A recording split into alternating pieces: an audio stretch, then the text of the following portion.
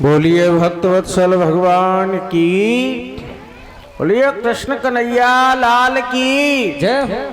प्रहलाद जी कहते हैं त्वात पातम गृहमंदकूपम। हे पिताजी, इस संसार कैसा है? अंधकूप के समान है, एक कुआं है। और इस संसार कूप को छोड़ करके जंगल में जाए, हरि की शरण में जाना चाहिए, गोविंद का भजन करना चाहिए।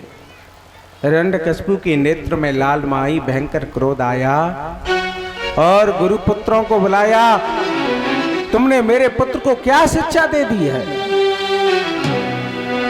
ठंडा मर्क हाथ जोड़ करके कहते हैं, हे अन्नदाता, हमने इस विद्या को इसे नहीं सिखाया है। प्रहलाद जी महाराज से पूछा गया कि बताओ तेरे अंदर ये विद्या कहां से आई, किसने तुझको सिखाया? प्रहलाद जी कहते हैं कि मुझे किसी ने नहीं सिखाया, मैं तो स्वयं इस विद्या को पहले से ही जानता हूं। अब प्रहलाद जी महाराज सत्य कह रहे हैं, क्योंकि जब प्रहलाद जी कयादु के गर्भ में थे तब नारद जी के द्वारा ये सारी विद्याओं को सीख लिया था। आज शंडा मरक को आज्ञा दे दी कि जाओ मेरे बालक को ले जाओ और उसे राजनीति, कूटनीति, षडनीति सब पढ़ाओ, पर वेद नीति बिल्कुल मेरे पुत्र के पास नहीं आनी चाहिए। शुक्राचार्य के पुत्र शंडामर्क आज प्रहलाद को ले गए हैं। गुरुकुल में महाराज विद्या चलने लगी। अब प्रहलाद जी महाराज तो स्वयं ही पढ़े थे, गुरुजी जो पढ़ा रहे हैं प्रहलाद जी की चित्त में कोई बात नहीं आती। वो तो अपनी पट्टी पे केवल क्या लिख रहे हैं, श्रीमन नारायण नारायण नारायण नारायण नारायण नारायण श्रीमन नारायण नारायण नारायण श्रीमन नारायण नारायण नारायण नारायण नारायण नारायण अजमन नारायण नारायण नारायण। केवल उनके तक केवल यही चिंतन है, नारायण के अलावा किसी का जाप नहीं करते। ऐसे भक्त प्रहलाद स्वयं भगवान के नाम के अलावा कुछ जानते ही नहीं है और जानना भी नहीं चाहिए। जिसने नारायण जान लिया उसे वेद पुराण पढ़ने की भी जरूरत नहीं है, उसे ज्यादा वैभव में फंसने की भी जरूरत नहीं है। संसार के प्रपंच में जाना भी अच्छा नहीं। अग्नि पुराण में लिखा है कि वेद शास्त्रों में भी जो व्यक्ति घुसता है उसको अग्नि पुराण ने अविद्या कह दिया है। जो नारायण के नाम को सीख जाए, हरि के नाम जिस पर आ जाए, तो वेद शास्त्र को भी नहीं पढ़ना चाहिए, उसमें भी मति भ्रम हो जाता है। ऐसा अग्नि पुराण में लिखा है। इसलिए हरि नाम का उच्चारण होना चाहिए। आज भक्त प्रहलाद को पुनः बुलाया है। प्रहलाद जी महाराज आए, हिरण्यकशिपु ने बड़े प्यार से गोद में बैठाया। प्रहलाद, तुमने बहुत सुंदर कुछ सीखा होगा, मुझे बताओ तुमने क्या सीखा है? भक्त प्रहलाद कहते हैं, श्रवणम कीर्तनम विष्णु स्मरणम पाद सेवनम अर्चनम वंदनम दास्य साख्यमात्मन वेदनम। प्रहलाद जी महाराज कहते हैं, पिताजी, भगवान की 9 प्रकार की भक्ति होती है। पहली भक्ति है भगवान का कीर्तन करना, स्मरण करना।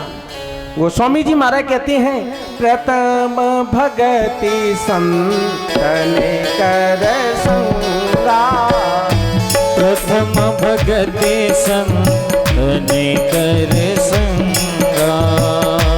दूसरे रते मम तथा प्रसंगा।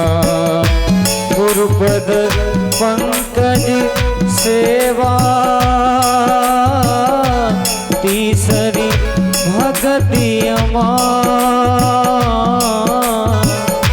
चौथी भगति मम गुण गण। करहि कपट तज गान।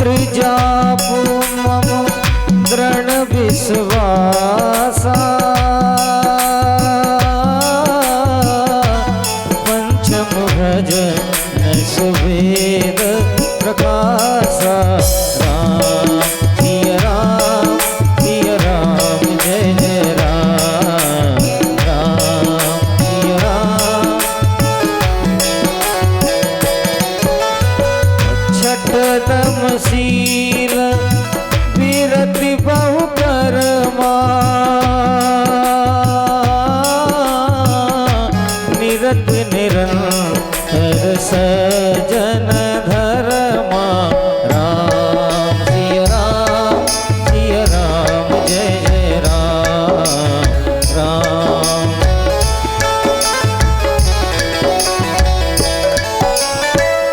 सातम सम मोए मैं जग देखा, मोसे अधिक संत कर लेखा। ओ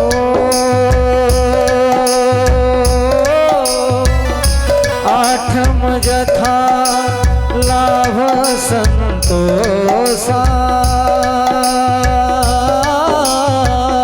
सपने हूँ नहीं देख है पर दोसा। राम सिया राम जय जय राम राम।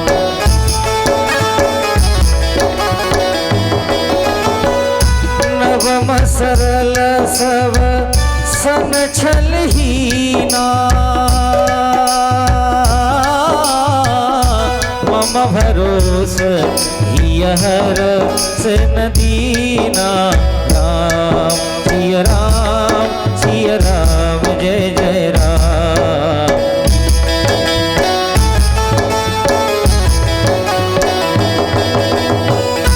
नभ में जिनके एक होई,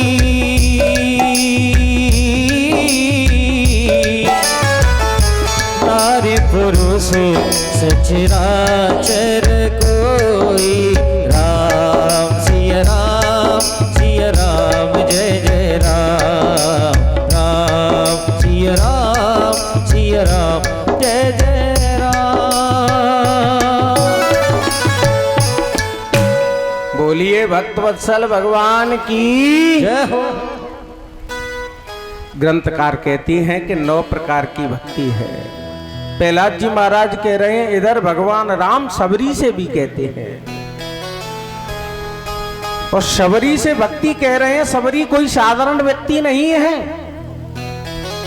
एक पुराण के अंतर्गत में बताया है कि सबरी भगवान स्वयं लक्ष्मी जी का अवतार है।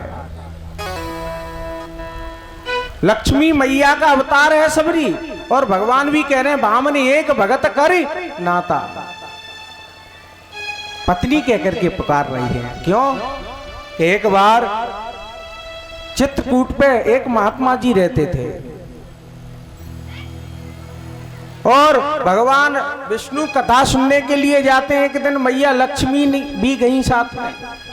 लक्ष्मी ने तमाम वैभव फैलाया पर महात्मा की दृष्टि नहीं गई। एक दिन लक्ष्मी जी ने ही महात्मा को बुलाया, बड़ा स्वागत सत्कार किया पर महात्मा की दृष्टि स्वागत सत्कार पे नहीं गई। उसी समय महात्मा जी से कहा लक्ष्मी मैया ने कि हम तुमको बार बार सम्मान कर रहे हैं, अच्छी सत्कार कर रहे हैं, हमारी तरफ देखा भी नहीं। महात्मा ने कहा कि हमें तो नारायण से काम है, तुमसे कोई काम नहीं है। मैया लक्ष्मी क्रोधित हो गई, महात्मा को भी क्रोधित आ गया। उसी समय महात्मा ने श्राप दे दिया कि तुम्हारी बुद्धि में भेद बुद्धि है, तुम क्रांत हो जाओ, भील बन जाओ। उस महात्मा के श्राप से वो सबरी भील का रूप धारण करती है, लक्ष्मी मैया का अवतार है। दूसरे प्राण में प्रमाण मिलता है कि एक राजा की स्त्री थी और प्रयागराज में कुंभ जुड़ा था। उस रानी ने कहा कि महाराज मैं कुंभ देखना चाहती हूँ। राजा ने अपने महल से लेकर के प्रयागराज तक और पर्दा लगवा दिया और पर्दे के अंदर रानी स्नान करने के लिए जाती है। रानी ने प्रयागराज में प्रार्थना की, ऐसी रानी बनने से कोई फायदा नहीं जिसमें संत ब्राह्मणों का दर्शन भी न हो। हे प्रयागराज, मुझे तो एक भीलिनी बना देना। वही रानी आकर के भीलिनी का अवतार होता है। तीसरा प्रमाण मिलता है कि एक गंधर्व और उसका पति बहुत बड़ा तपस्वी था। पत्नी विष्णु भक्ति में कलह डालती थी। उसके पति ने श्राप दे दिया कि तुम्हारी भेद बुद्धि है, तुम जाकर के भीलिनी हो जाओ। ये तमाम पुराणों में मिलते हैं। बोलिए भक्त वत्सल भगवान की। पुनः उसी प्रसंग पर आए। आज उसी सबरी से भगवान नवदा भक्ति कहती है, प्रथम भक्त संतन कर संगा। पहली भक्ति है संतों का संग करो। जिसने संतों का संग किया, नारद ने संतों का संग किया, दासी पुत्र से महाराज ब्रह्मा के पुत्र हो गए। प्रहलाद ने किया तो भक्त श्रोमणी बन गए, और ध्रुव ने किया तो सप्तर्षि इनकी परिक्रमा करते हैं। मीरा ने संतों का संग किया तो जहर के प्याले को पी गई थी। ये भक्ति का संतों का ही तो प्रसाद है। इसलिए जो संतों की संगति करता है उसके लिए जहर भी अमृत बन जाता है। दूसरी रतिमम कथा प्रसंगा, दूसरी भक्ति है भगवान की कथा को श्रवण करे। जहाँ कहीं भी कथा होती है उसमें मन लगा करके सिरोधार करके कथा को सुनना चाहिए। तीसरे भक्ति अमान, तीसरी भक्ति कौन सी है? गुरुपद पंकज तीसरी भक्ति अमान।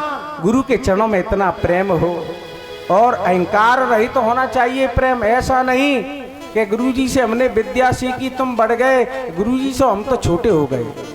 गुरुजी हमारे सामने क्या है? अब जैसे तुम देख लो कि शंकर जी महाराज के कितने शिष्य हैं। रावण भी उन्हीं का शिष्य है। रावण कहता है कि दुनिया के शिष्यों को गुरु उठाता है, मैंने तो गुरु को ही उठा लिया कैलाश पर्वत को। ऐसा शिष्य नहीं चाहिए। बाणासुर देख लो महाराज, भगवान शंकर ने वरदान दिया। भगवान शंकर से ही कह रहा है कि 1000 भुजा में खुजली पड़ी हुई है, महाराज मेरी खुजली को मैट दो। ऐसे शिष्य से बनने से क्या फायदा? तीसरा शिष्य कौन है? महाराज भस्मासुर था, उसने वरदान मांग करके शंकर जी के ही पीछे पड़ गया। बताओ, गुरु के ही पीछे पड़ा हुआ है। और चौथी उनकी महाराज अर्धांगिनी मैया सती है, और जो तीनों लोक का गुरु है उसकी पत्नी का कहानी मान रही है। विचार कर लो, गुरु महान है, त्रिलोकीनाथ है, पर उसके शिष्य गड़बड़ है। तो जो विद्वान भी मिल जाए, शिष्य गड़बड़ मिले, तो बताओ कैसे उद्धार हो जाएगा? तो कथा कहती है तीसरे भक्ति अमान, अहंकार रहित हो जाए तो जीव का कल्याण हो जाएगा। चौथी भक्ति है भगवान का गुणगान करना चाहिए, स्मरण करना चाहिए। पांचवी भक्ति ये है जो वेद शास्त्रों में पुराणों में लिखा हुआ है, उन मंत्रों पर विश्वास करना चाहिए। छठ दमशील विरत बहुकर्मा, इंद्रियों पर वृत्ति आनी चाहिए। सातम भी भक्ति है कि प्रत्येक संत में मेरा दर्शन करें, पूरे संसार में मेरा ही दर्शन करे, संतों को मुझसे भी अधिक माने। ये सातवीं भक्ति है। आठव जता लाभ संतोषा, सपने नहीं देखें पर दोषा।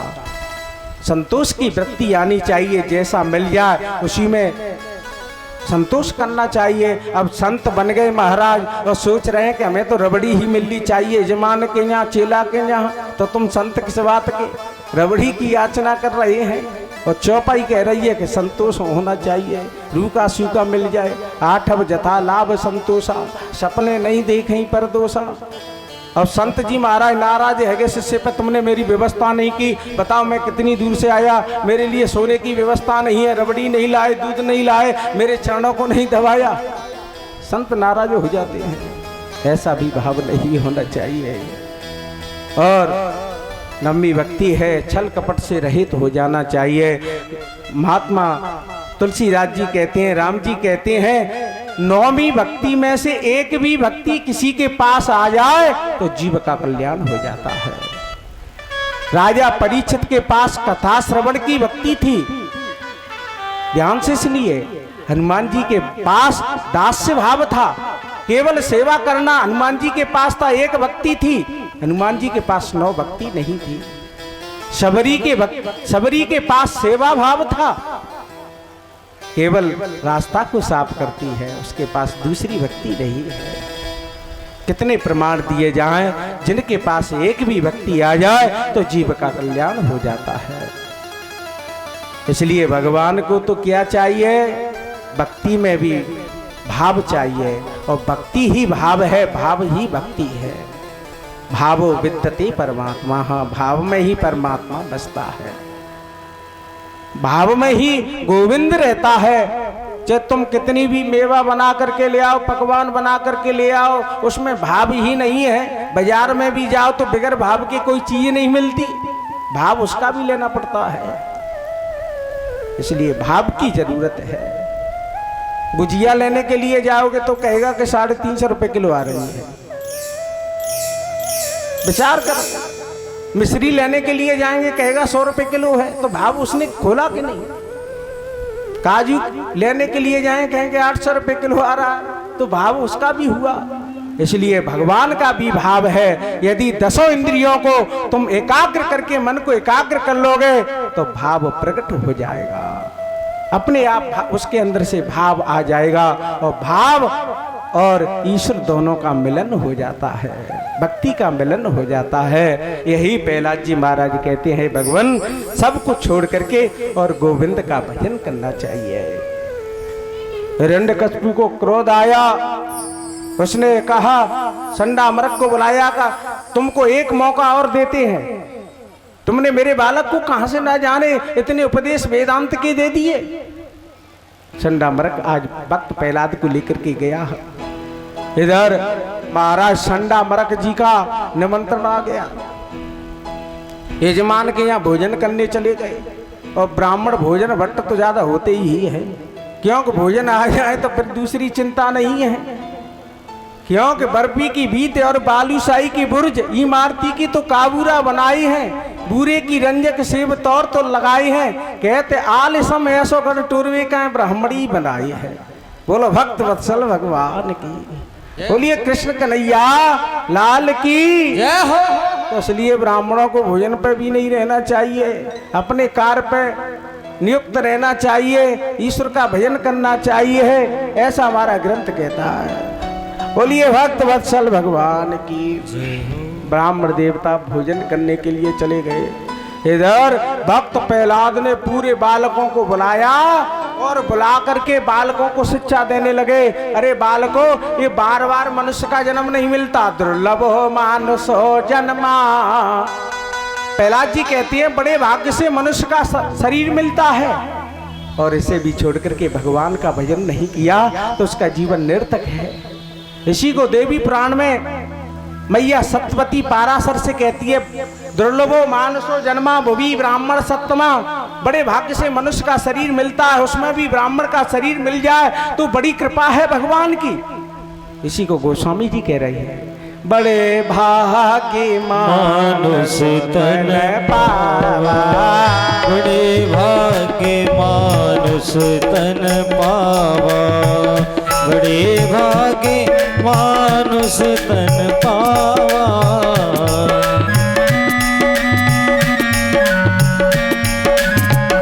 सुर दुर्लभ सदग्रंथ गावा, सुर दुर्लभ सदग्रंथ गावा।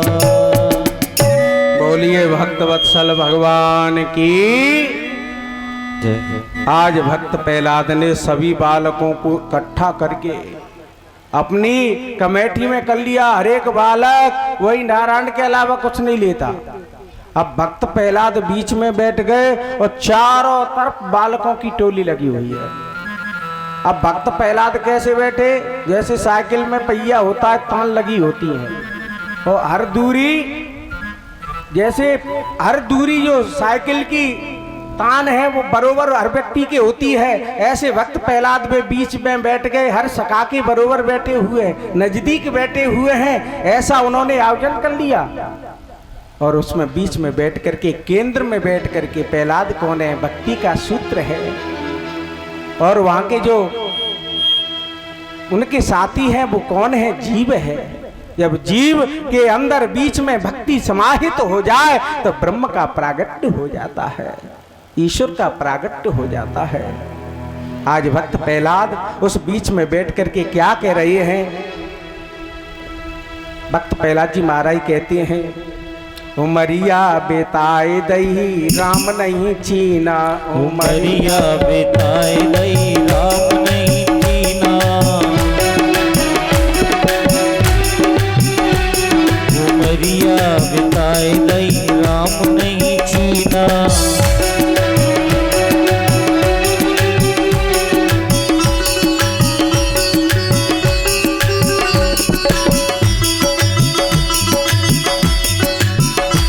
हरे राम नहीं चीना, घनश्याम नहीं चीना,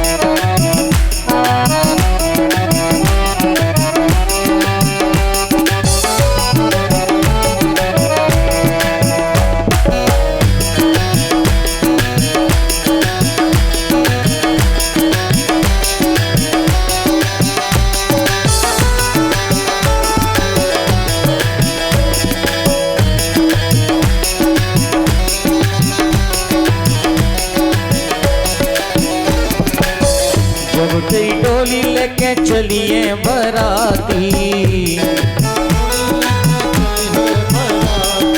आगे आगे डोली और पीछे बराती,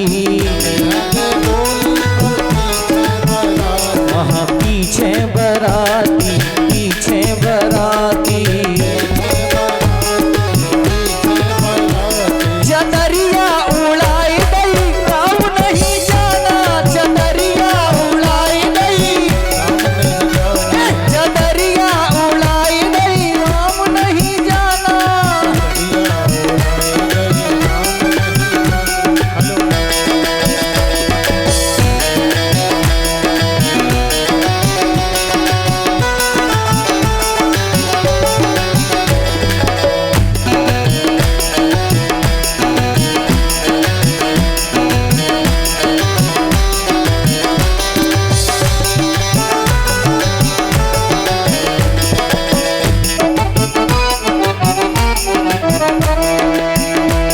उमरिया बिताए गई राम नहीं जाना, उमरिया बिताए गई राम नहीं जाना, उमरिया बिताए गई राम नहीं जाना, उमरिया बिताए गई राम नहीं जाना, राम नहीं जाना, राम नहीं जाना।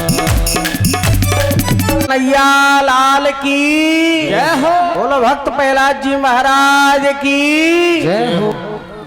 आज प्रहलाद जी ने सभी बालकों को कहा कि आयु का किसी का ठिकाना नहीं है, इसलिए सब छोड़ करके भगवान का भजन करना चाहिए। भक्त प्रहलाद की आज्ञा को मान करके और सभी नारायण का नाम ले रहे हैं, गान कर रहे हैं। तब तक महाराज संडा मरक आ गए। संडा मरक ने हाथ लगाया बच्चों से तो संडा मरक भी नाचने लगे। अब इधर हिरण्यकशिपु को मालूम पड़ा, महाराज उसने अपने सिपाहियों को भेजा। सिपाही जैसे हाथ लगाते हैं वो भी नचने लगते हैं। दूसरे सिपाही को भेजा, वो भी नचने लगा।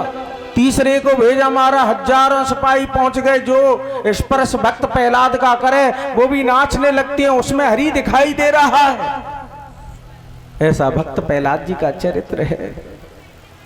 ग्रंथकार कहते हैं, महाराज आज हिरण्यकशिपु ने कहा कि मैंने जिसको भेजा वो लौट करके नहीं आया, मैं जाता हूं। हाथ में महाराज खड़ग ले लिया। हिरण्यकशिपु के नेत्र में भयंकर लालमा है, क्रोध आ रहा है। भक्त प्रहलाद के पास पहुंचे और भक्त प्रहलाद का स्पर्श किया, कीर्तन बंद हो गया। अब कथा क्या कहती है, अहंकारियों के सामने भगवान का नृत्य नहीं होता है। जो जिसके लायक होता है, काबिल होता है, गोविंद उसी को भक्ति देते हैं। हिरण्यकशिपु महाराज क्रोध में आया और लेकर के गया, आज्ञा दे दी कि जाओ बड़े बड़े पहलवानों को बुला करके लाओ। मैंने इनको खूब दूध रबड़ी पिलाई है, माल खवाया है। बड़े बड़े दिग्गज महाराज पहलवान आ गए। दिग्गज ही दंत सुकस्या अब चारा विपात नहीं। बड़े बड़े महाराज दिग्गज पहलवान आए। इधर महाराज क्या हुआ, भगवान तो पहलवानों के भी पहलवान हैं, तेजोसी तेजोमही देही, बलशाली है। उसी समय भक्त प्रहलाद के अंदर ऐसी जादू पैदा कर दी कि पहलवानों के भी पहलवान दिखाई दे रहे हैं। पहलवान जैसे ही टच करे महाराज अपने आप मूर्छित होकर के पहलवान गिर पड़े। फिर भी भक्त प्रहलाद का कुछ नहीं कर पाए। और मायावी सन्नरोधस्य गर्दानैर भोजनई, अनेक प्रकार के छल वल हिरण्यकशिपु ने किए, पर जो मायापति है उसके सामने माया थोड़ी ही चलती है। माया तो अब विचार करो, जो मायापति है राक्षस उसी को माया दिखाना चाहते हैं। मायाधीश ज्ञान गुण धाम, वो मायापति है, गुणों का धाम है, भक्ति का शिरोमणि है। ऐसा गोविंद है, मेरा दयालु परमात्मा है। ग्रंथकार कहते हैं, महाराज ऊंचे पहाड़ों से 100 योजन जिसकी ऊंचाई है, ऐसे पहाड़ से महाराज फुकवाने लगे। मैया लक्ष्मी ने कहा, गोविंद मेरा आज भक्त मेरे पुत्र को नष्ट किया जा रहा है। आज गोविंद स्वयं नीचे आए, जैसे ही आज उसके सिपाहियों ने फेंका, कर्मचारियों ने फेंका, मेरे नारायण रास्ते में आ गए। भक्त प्रहलाद को अपनी गोदी में ले लिया है, एक गाड़ी में रख दिया, जो बैलगाड़ी आ रही है उसमें भक्त प्रहलाद को बिठा करके भगवान नारायण अंतर ध्यान हो गए। तो गाड़ी वहीं पहुंच गई। हिरण्यकशिपु ने देखा, अरे ये तो इसमें भी नहीं मरा, कहीं कोई जादू तो नहीं सीख आया, इसके अंदर कोई षड्यंत्र तो नहीं है, कोई मायावी विद्या तो नहीं है। ग्रंथकार कहते हैं हिरण्यकशिपु ने सोचा कि ठीक है, इसको बर्फ में रख दिया जाए। अब परमात्मा तो भी शीतल से शीतल हैं, गर्म से भी गर्म हैं। आज भक्त प्रहलाद का उसमें भी कुछ नहीं हुआ। और उसके बाद में महाराज कहा कि इसको जहर दिया जाए। जहर भी किसकी तरफ से दिया जाए? कारागार में आज भक्त प्रहलाद को बंद कर दिया और स्वयं हिरण्यकशिपु ने कहा कि कयादु तुमको भोजन कराना पड़ेगा। मैया कयादु आज सुंदर पकवान लेकर के जा रही है, उसमें तस्मई है, पूरी, अनेक प्रकार के व्यंजन हैं। उसी समय आज हिरण्यकशिपु ने आज्ञा दे दी कि इन व्यंजनों के अंदर जहर फैला दो।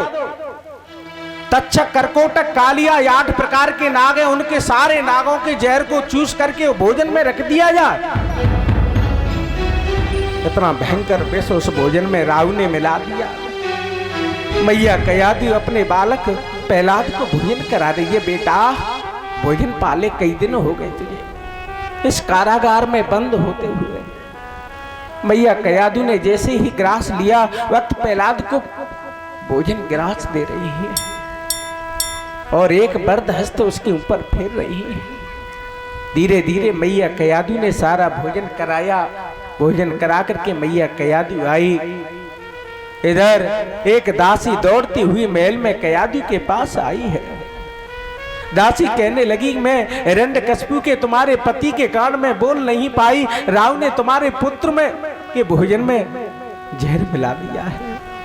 मैया कयादु दौड़ करके कारागार में गई। बेटा प्रहलाद, तू सुरक्षित है, तुझे कुछ तो नहीं हुआ?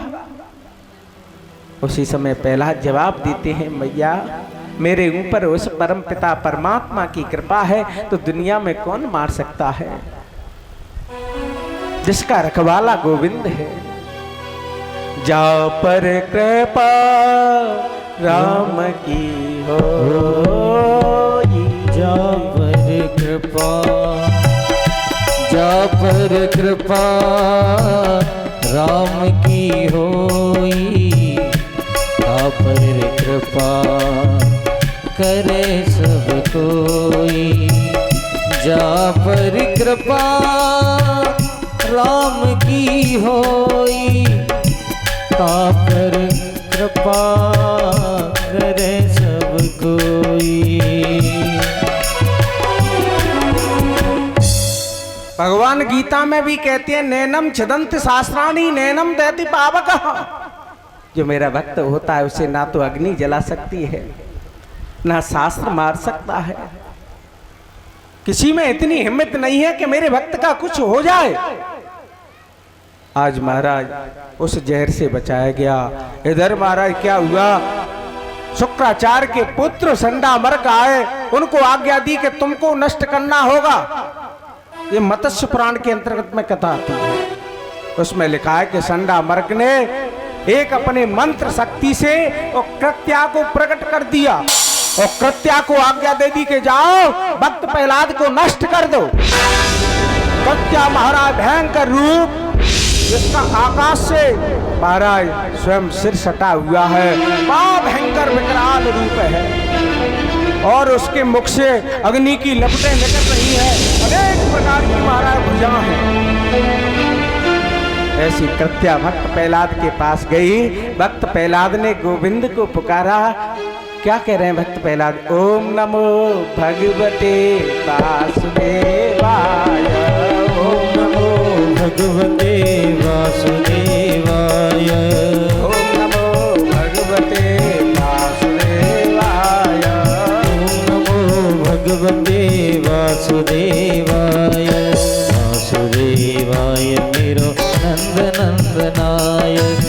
वासुदेवाय मेरो नंद नंदनाय। ओम नमो भगवते वासुदेवाय। ओम नमो भगवते वासुदेवाय। कृत्या सामने पहुंची, प्रहलाद ने गोविंद का नाम लिया। भगवान ने आज्ञा दे दी, चक्र सुदर्शन तुम जाओ मेरे भक्त की रक्षा करो।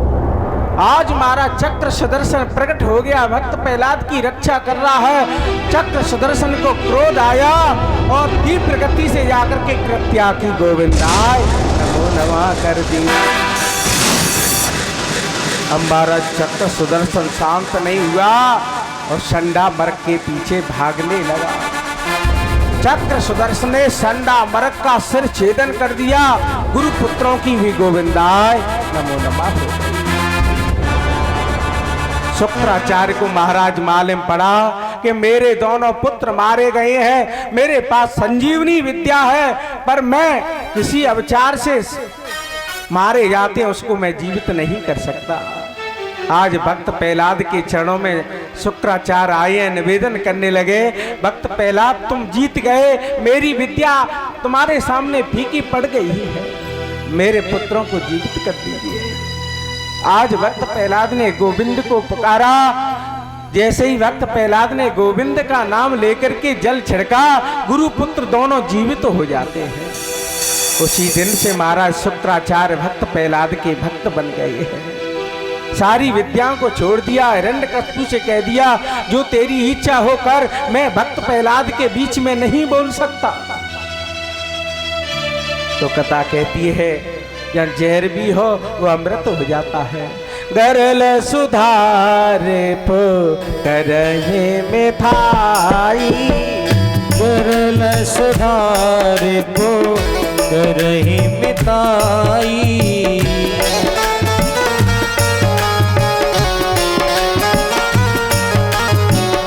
गरल सुधारे पो करहे में ताई।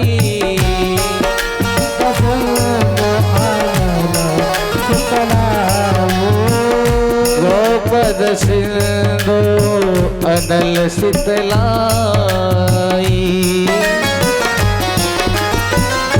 बोलिए भक्तवत्सल भगवान की जय हो। भाई भक्त प्रहलाद चरित्र के बाद ही, अब ज्यादा जल्दी है तो 10 मिनट के लिए हम विश्राम दे देते हैं, उसके बाद में ही प्रहलाद चरित्र कह लेंगे। बोलो भक्तवत्सल भगवान की जय। बोलो कृष्ण कन्हैया लाल। बोलिए भक्तवत्सल भगवान की जय। बोलो कृष्ण कन्हैया लाल की जय। बोलो शंकर भगवान की। पुनः उसी प्रसंग पर आए। भक्त प्रहलाद जी महाराज अनेक प्रकार के महाराज कष्ट दिए गए। इसके बाद में वर्णन आता है कि महाराज हिरण्यकश्यप की बहन है होलिका, और पुराणों में उसका नाम सिंगिका दिया गया है। कुछ पर्चियां भी आती हैं, उसमें लिखा आता है कि होलिका के पति का नाम बताओ। कई जगह पर्चियां आती हैं, तो हम विष्णु पुराण का श्लोक बोल रहे हैं, आप उससे समझ सकते हैं। सिंगिका गर्भ संभूता विप्र चित्र परग्रहे। होलिका के पति का नाम है विप्रचित्ती, जो उसका पति है। महाराज होलिका के पास भी कोई संतान नहीं थी, ऐसा विष्णु पुराण में लिखा है। उसने अपने भाई हिरण्यकश्यप का ही एक पुत्र गोद ले लिया था, और वो जाकर के वहां होलिका के यहाँ रहता है। तो आज वही होलिका आई और अपने भैया से बोली, हे भैया, मेरे पास ब्रह्मा जी ने एक ऐसी चादर दी है कि मैं अग्नि में बैठ जाऊं तो मुझे जला नहीं सकती है, ऐसी मेरे पास चादर है।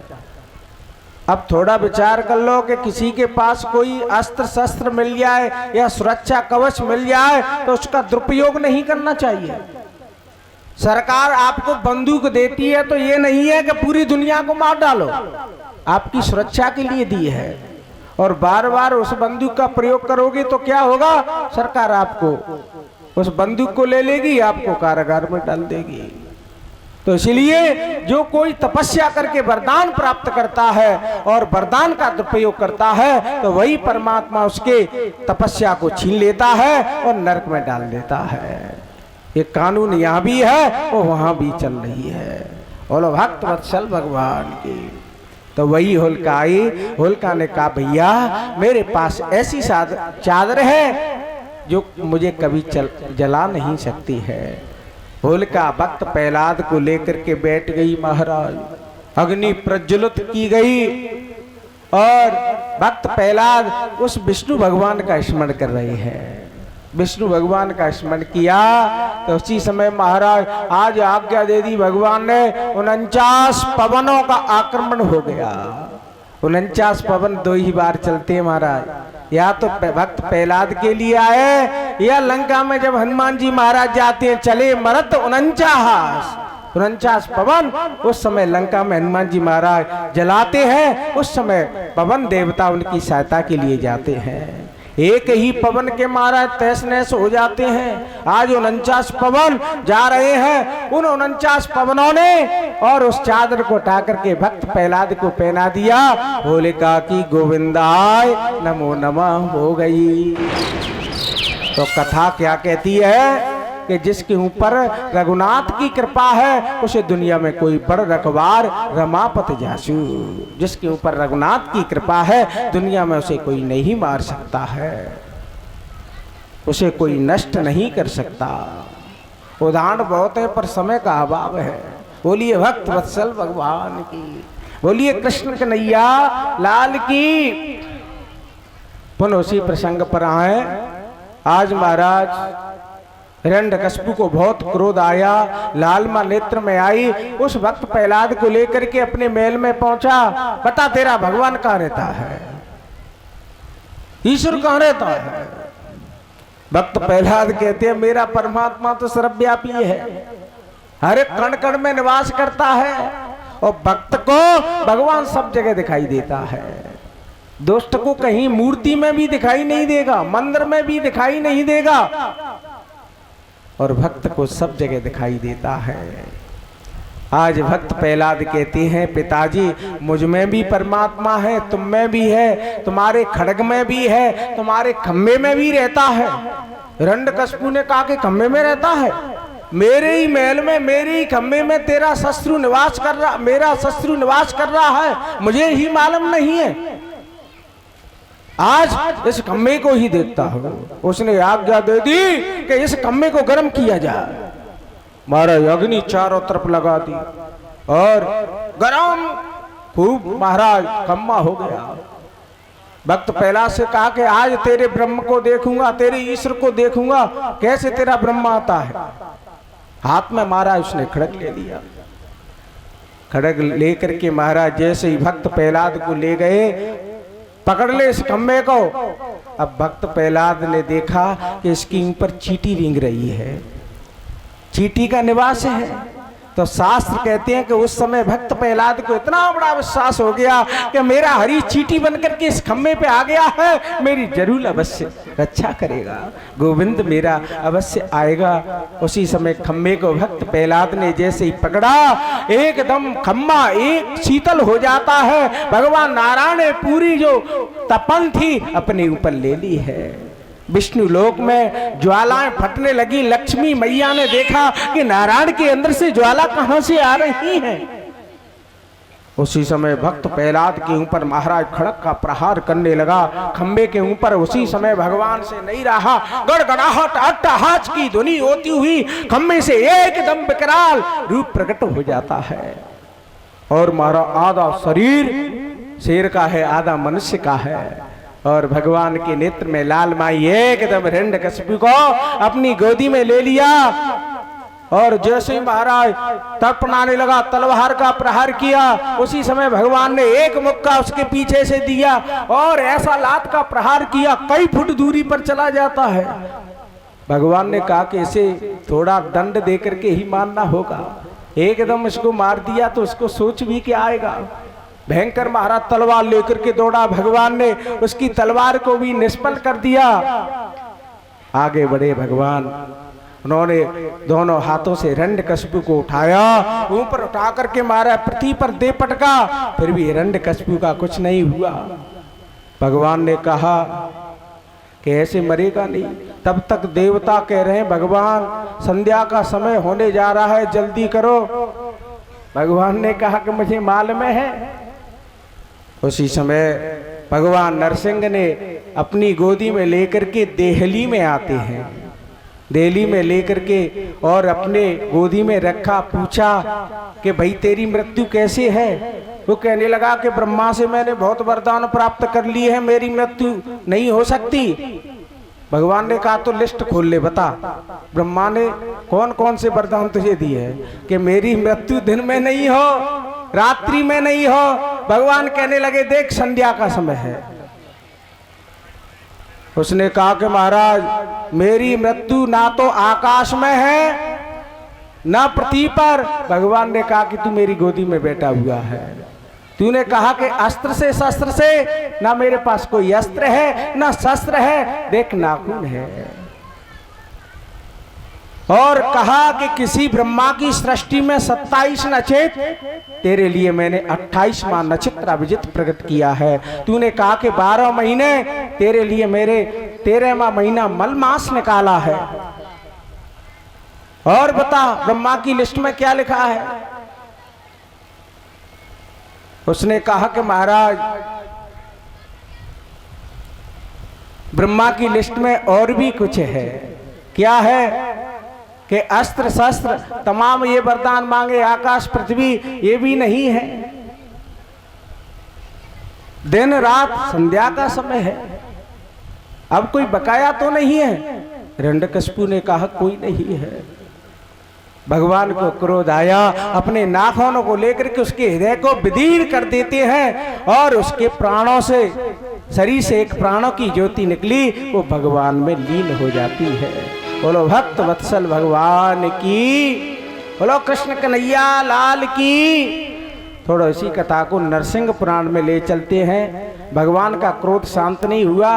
हिरण्यकशिपु के जो खून था भगवान के हाथों में, नाखूनों में जाकर के एक गूलर के वृक्ष से उन्होंने खून को, रक्त को उस गूलर से लगाया। गूलर कहने लगा भगवान इस दुष्ट का खून मुझसे क्यों लगा दिया है। भगवान ने वरदान दिया कोई भी यात्रा करके, कोई भी तपस्या करके तेरे नीचे निकलेगा, उसकी आधी तपस्या तेरे पास चली जाएगी। ये नरसिंह पुराण में कथा मिलती है। भगवान ने वरदान दिया कि तुझ पर कोई पत्थर का प्रहार करेगा, मेरा नाम लेगा, तो उसकी तपस्या नष्ट नहीं होगी। ये गूलर वृक्ष को वरदान दे दिया है। उसके बाद पुनः उसी कथा पर लौट करके आए।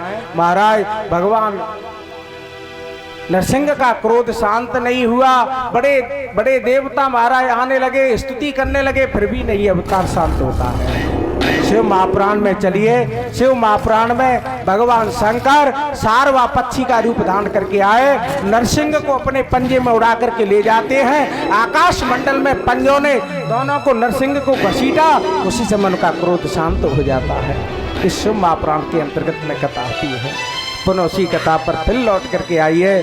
इधर ब्रह्मा शंकर सभी स्तुति करने के लिए आए, नारद जी आए, मैया लक्ष्मी जी आई।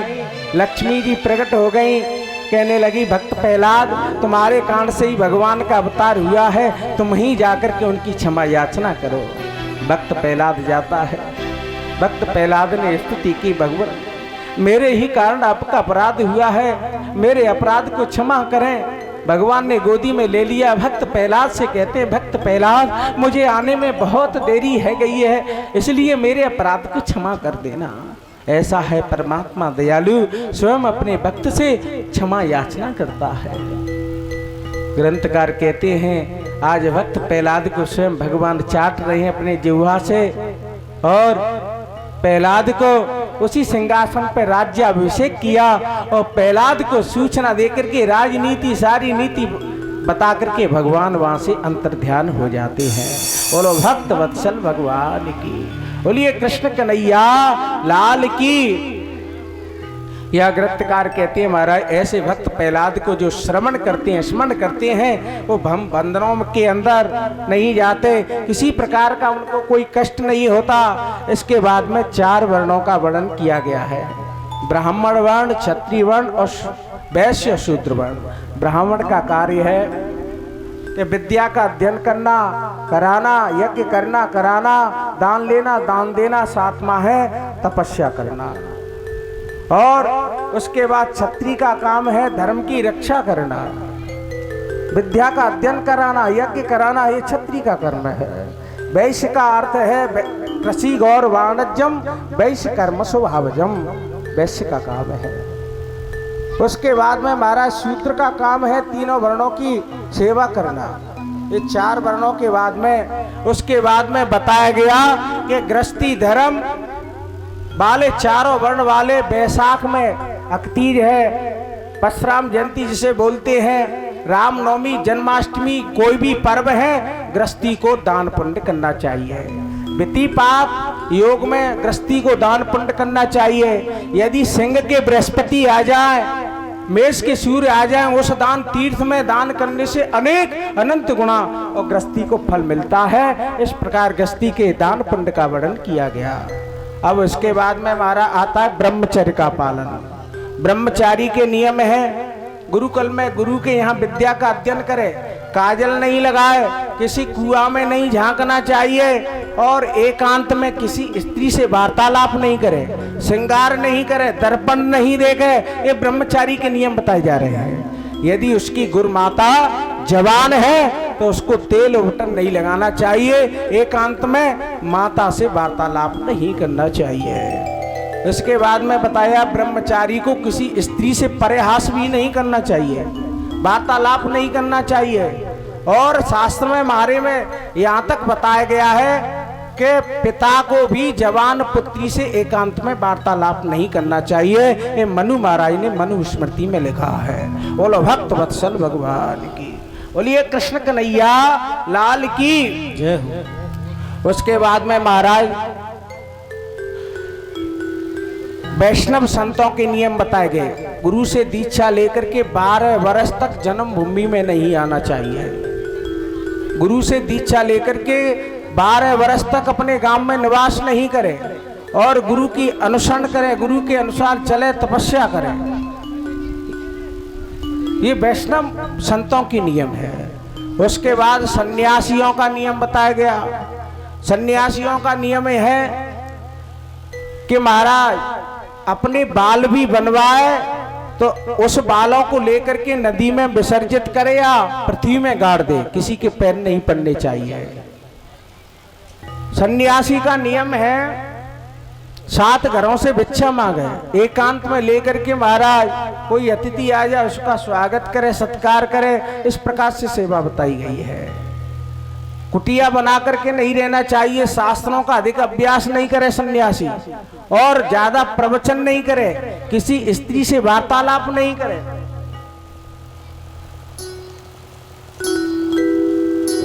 वो जब से सांवरे ने पकड़ा मेरा हाथ, हो गई मेरी बल्ले बल्ले।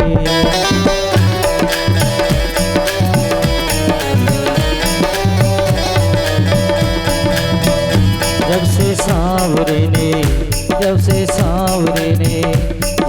सांवरे ने पकड़ा मेरा हाथ, हो गई मेरी बल्ले बल्ले। सांवरे ने पकड़ा मेरा हाथ, हो गई मेरी बल्ले बल्ले। बल्ले बल्ले मेरी बल्ले बल्ले, बल्ले बल्ले ओ बल्ले बल्ले मेरी बल्ले बल्ले, बल्ले बल्ले मेरी बल्ले बल्ले। जब से सांवरे ने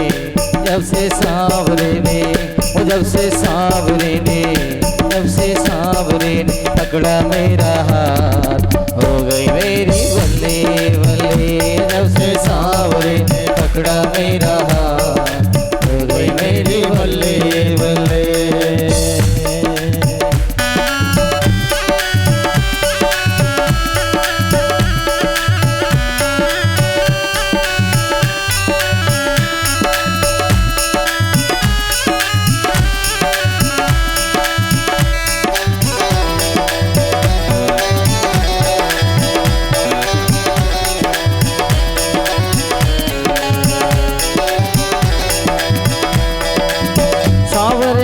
जैसा मोहे कोई नहीं भाता है। सांवरे के जैसा मुझे कोई नहीं भाता है। ओ सांवरे के जैसा मोहे कोई नहीं भाता है।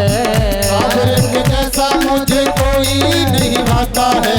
मेरा मेरे सांवरे से प्रेम का ही नाता है। मेरा मेरे सांवरे का प्रेम का ही नाता है। ओ मेरा मेरे सांवरे से प्रेम का ही नाता है। मेरा मेरे सांवरे से प्रेम का ही नाता है। होने लगी अब तो होने लगी, अब तो होने लगी अपनी मुलाकात। हो गई मेरी बल्ले बल्ले हमसे सांवरे ने पकड़ा मेरा हमसे सांवरे ने पकड़ा मेरा हाथ। हो गई मेरी बल्ले बल्ले जब से सांवरे ने पकड़ा मेरा हाथ। हो गई मेरी बल्ले बल्ले बल्ले बल्ले मेरी बल्ले बल्ले बल्ले बल्ले मेरी बल्ले बल्ले। हाँ बल्ले बल्ले मेरी बल्ले बल्ले बल्ले बल्ले मेरी बल्ले बल्ले।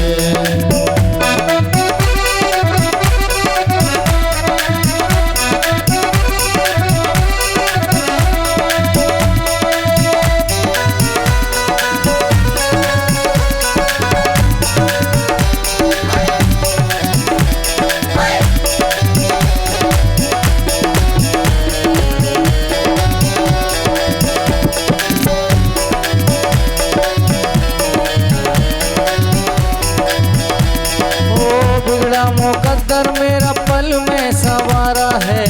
बिगड़ा मुकद्दर मेरा पल में सवारा है। ओ बिगड़ा मुकद्दर मेरा पल में सवारा है। बिगड़ा मुकद्दर मेरा पल में सवारा है। मेरा देखो यार मेरा यार मुरली वाला है। मेरा देखो यार मेरा यार मुरली वाला है।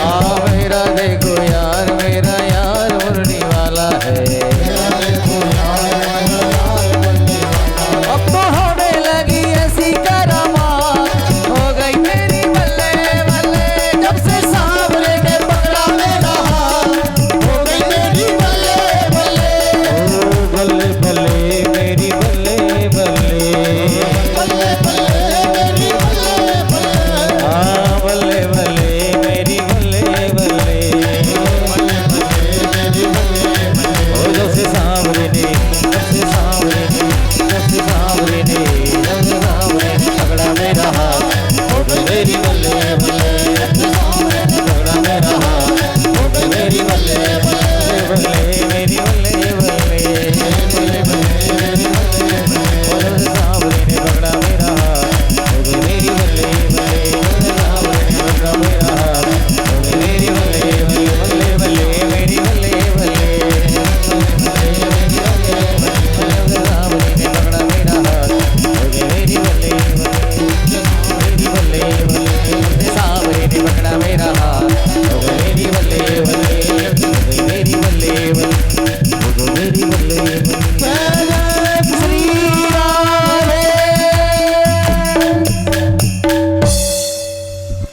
बोलिए भक्त वत्सल भगवान की, बोलो कृष्ण कन्हैया लाल की।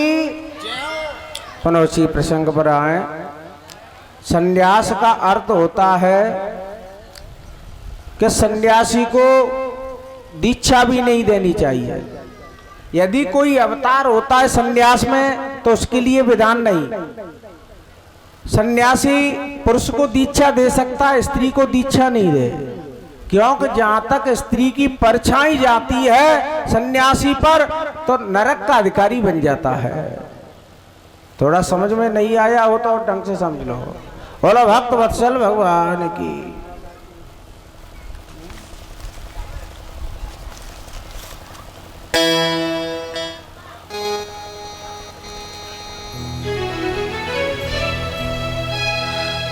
सन्यासी को स्त्री का स्पर्श परछाई तक नहीं जानी चाहिए। एक बार क्या हुआ कि महात्मा सन्यासी किसी कुएं पर जाकर के भिक्षा करते हुए पहुंच गए। अब जाकर के तुमने देखा होगा पहले कुओं पर घाट बना होता था, उस पर व्यक्ति सो जाते। महात्मा जी को निद्रा आई, सन्यासी मारे कुआ के घाट पर सो गए। अब उनको निद्रा आई, सुपन में उनका विवाह हो गया। कौन का? सन्यासी महाराज का।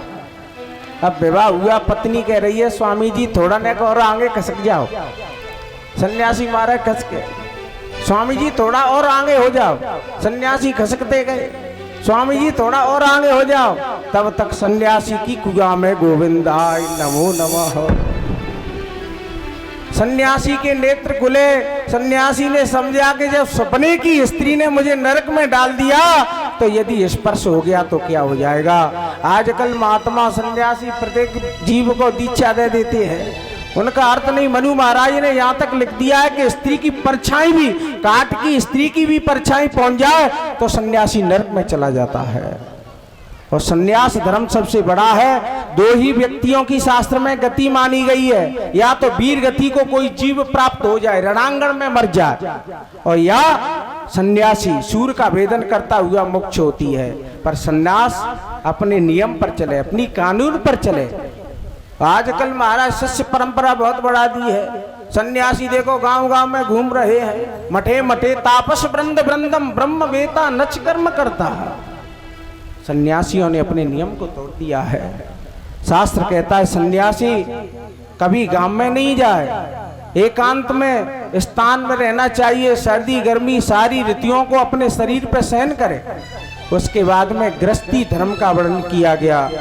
युधिष्ठिर महाराज ने नारद जी से पूछा तो उन्होंने कहा कि गृहस्थी धर्म का पहला नियम है कि अतिथि की सेवा करें। कोई दरवाजे पे आए निराश होकर के नहीं लौटे, और जितने भी पर्व हैं उन पर्वों को मनाए, और उस समय दीक्षा लेकर के जितना भी बन जाए गुरु मंत्र का जप करे। ये गृहस्थी धर्म का नियम बताया गया। अब उसके बाद में महाराज युधिष्ठिर ने पूछा कि महाराज एक बात बताओ, गृहस्थी धर्म बड़ा है या संन्यास धर्म बड़ा है? ये प्रश्न कर दिया। नारद जी कहते हैं कि अपनी अपनी जगह पर दोनों धर्म बड़े हैं। गृहस्थी अपने नियम का पालन करे तो गृहस्थी धर्म से बड़ा कोई धर्म नहीं है, क्योंकि सारे धर्म गृहस्थी धर्म से ही निकलते हैं। और सन्यास के अंदर यदि परोपकार आ जाए तो सन्यास धर्म बड़ा होता है। सन्यासी हो गए, परोपकार है नहीं। सन्यास का अर्थ होता है अपने जीवन को प्राणों पे दाब लगा करके दूसरे का परोपकार कर दे, तो वो सन्यास धर्म बड़ा हो जाता है। समझ में आ गया हो तो ठीक है, नहीं और ढंग से समझ लो। बोलो भक्त वत्सल भगवान की, बोलिए कृष्ण कन्हैया लाल की जय हो। एक राजा है और राजा ने घोषणा कर दी कि मेरे राज्य में कोई आकर के ये बताए कि सन्यास धर्म बड़ा है या गृहस्थी धर्म बड़ा है, तो उसको मैं आधा राज्य दे दूंगा।